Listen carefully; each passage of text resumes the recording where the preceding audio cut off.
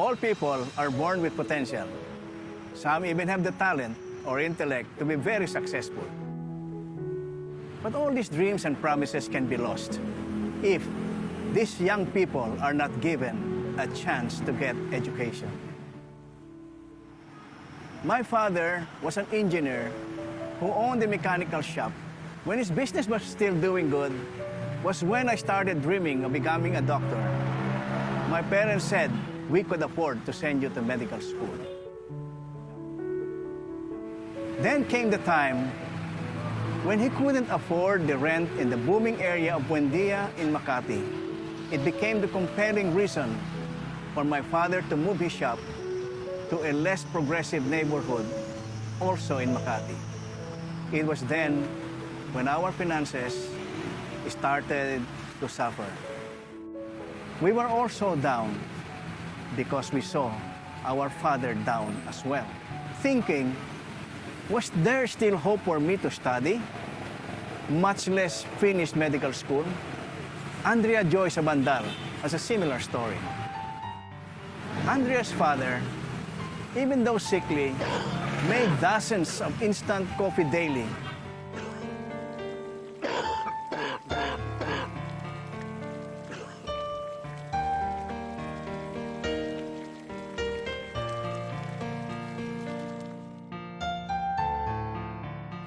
His children would deliver it to their regular customers in the public market. Kape!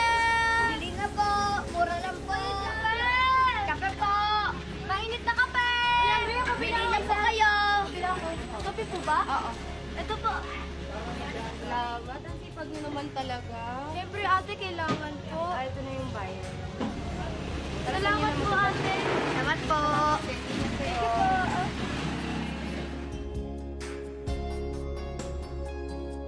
Kape po! Bili na po kayo ng kape! Kape po kayo dyan! Bili na po! Okay ng kape! Ay, eto po! Thank you. Ayan na lang yung bayad. Sige po, dadaanan ko na lang po. Salamat po! Salamat po! Life was hard and it was about to get worse.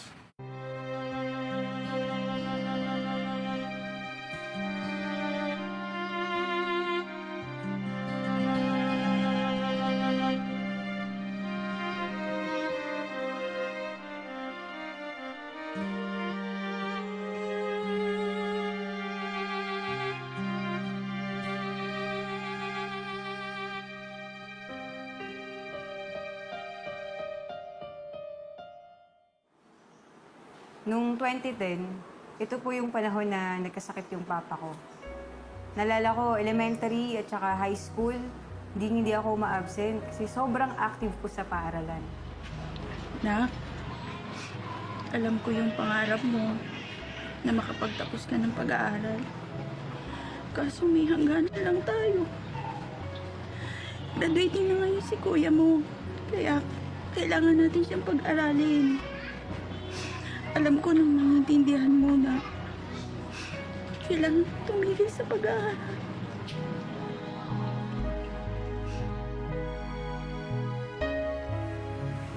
I'm also reminded of the story of George Berba. He said he had to forfeit his childhood of play and fun. Instead, he had to flex limbs and do back-breaking work to help his mother. Yung sariwa! Pili po! Po kayo dyan! Lumpiang sariwa po! Pili po kayo! George worked as hard in life as he did in school. Kahit pagod o antok, hindi ako pwedeng tumigil sa pag-aaral.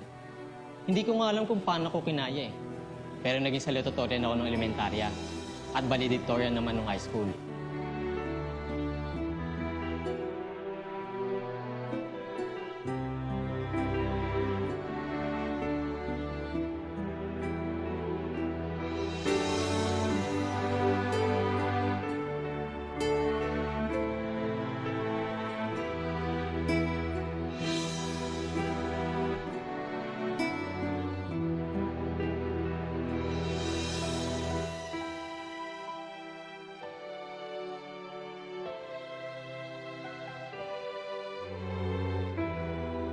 Pero nung magka-college na, parang di na ako magtutuloy kasi di naman namin kaya. Then, just when we think it's all over for us, our hard work, our prayers, and the presence of supportive people who came together to make our dreams come true.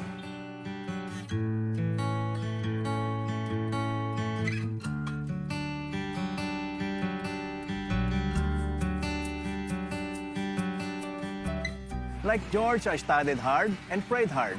It was through this kind of efforts from my end that I became a full scholar, both in college and in medical school. It made my parents very proud, but they continued to work very, very hard. My father said, kahit igapang ka namin, makatapos ka lamang. I only had 2 uniforms, and they were white. Every night, my mother would wash them, and seeing to it that they would be pressed in time for my school.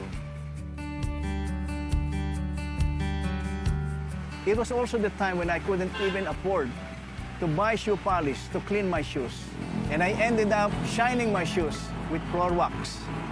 And there was even a time when I could not afford to buy a pair of shoes. Ultimately, all the hard work, prayers, and the presence of loving support paid off. I graduated at the top of my class in medical school. And then when I took my medical boards, I was so ecstatic because I came out in one of the top 10 slots.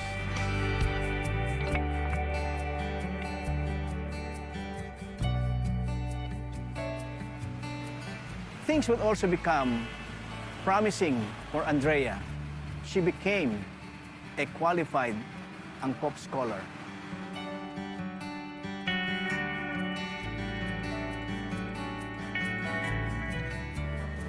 Ang kinuha ko pong kurso ay Bachelor of Elementary Education with specialization in Special Education.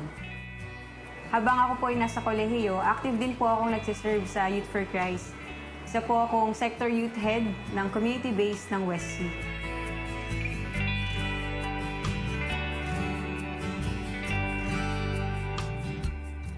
At pagkatapos ko pong mag-aral ay nakapasa po ako kaagad sa licensure examination para sa mga teachers. Napakasaya po nun dahil nag-iisa po akong ganap na special education teacher. Ngayon po ay ganap na po akong magtuturo sa public school kung saan ibabalik ko po ang aking mga biyayang natatanggap sa Diyos sa mga batang tuturuan ko sa school year na ito.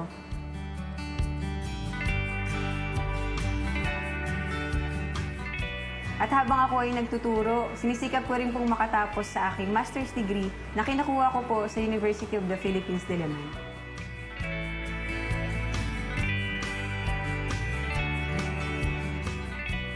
Andrea is now a full-fledged special education teacher, and she feels good being called Teacher Andrea.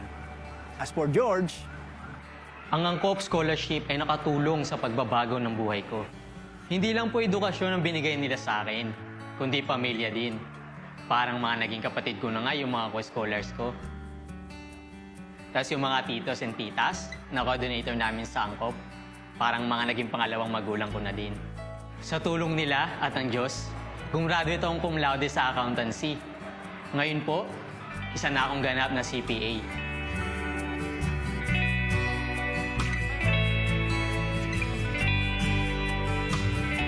Isa na nga din ako CTT o Certified Tax Technician.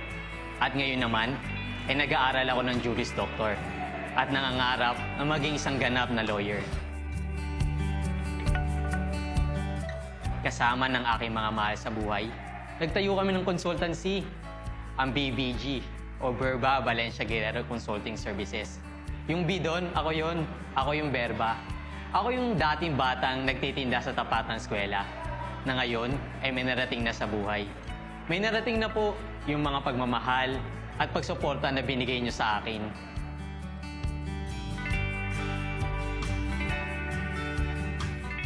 The stories I shared with you are all stories of inspiration and hope.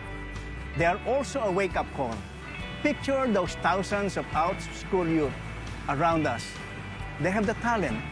They can become good professionals or even good political leaders. But it won't happen if we don't give them the chance of a good education. Brothers, sisters, and friends, let us help make these potentials become a reality. Let us make their dreams come true. Thank you for supporting ANCOP. Andrea Joy Sabandal, proud ANCOP alumni. Ako po si George Berba, isang proud ANCOP alumni. Ito po si Joy Yamamoto, humihingi ng inyong suporta para sa ating mga ANCOP scholars.